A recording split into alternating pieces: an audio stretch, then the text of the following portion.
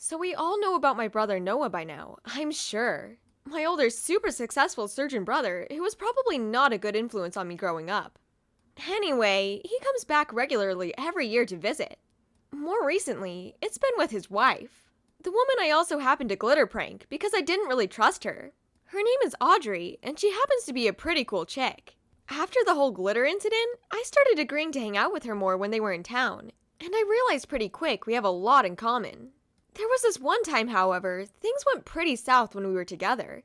But I guess, in the words of my parents, it was nice team bonding, or whatever they called it. Audrey and I both really like the beach, so we decided on a whim to make it a little girls' trip. We tried getting my mom to go with us, but she kept turning us down. It didn't really bother Audrey and I too much, so we just went by ourselves.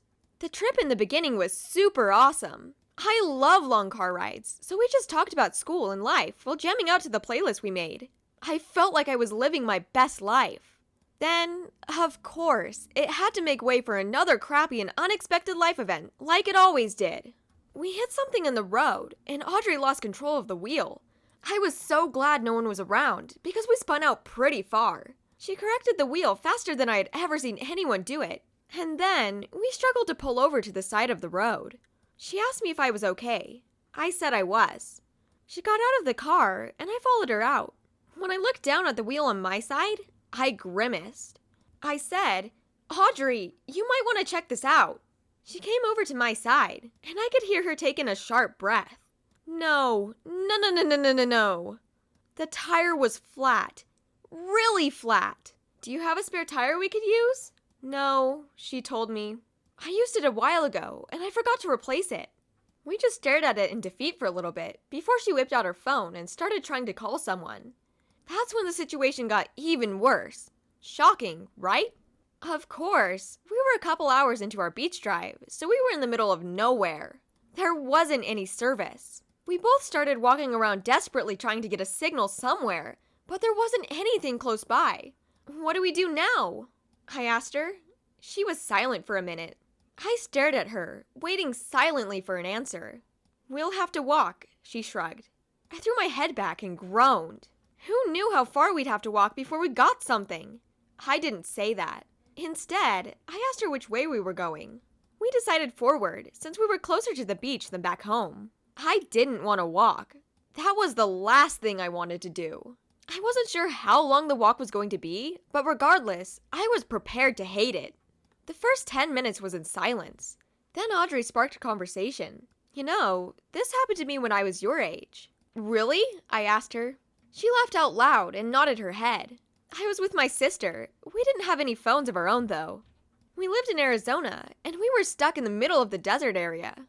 We had 2 bottles of water between us and 3 bags of trail mix. Her car broke down in the middle of some private road that we weren't aware was private until we walked 3 hours in the desert to some random guy's house." I stared at her in a mix of shock and awe. "You walked 3 hours? How hot was it?" She snorted. It was maybe 95 or something at the time. Suddenly, I felt wimpy. Don't get discouraged. It's still just as stressful in any climate or place. I smiled. She seemed to know exactly what was on my mind. The more we got to know each other, the more it seemed to happen. She told me all about the super cute guy that was at the house. He had a nice face, but no brain, I'll tell you that much. I laughed out loud when she said that. We were walking for another 45 minutes. She told me all about her life in Arizona. She was seriously an intense chick. She told me all about her teenage years. In some ways, I felt like we were almost the same. I ended up getting service just as she was finishing up some story about her senior prank. She called someone immediately. We got a ride all the way to the beach by the people who were picking up the car, and we spent all day out there. It was so fun actually running around and checking everything out with her. We liked the same foods, and we shared dislikes for certain stores. Both of us even bought bathing suits to muster up the courage to run around in the ocean a little bit. When the car was finally fixed, we drove back home. I was so beat, I fell asleep almost immediately.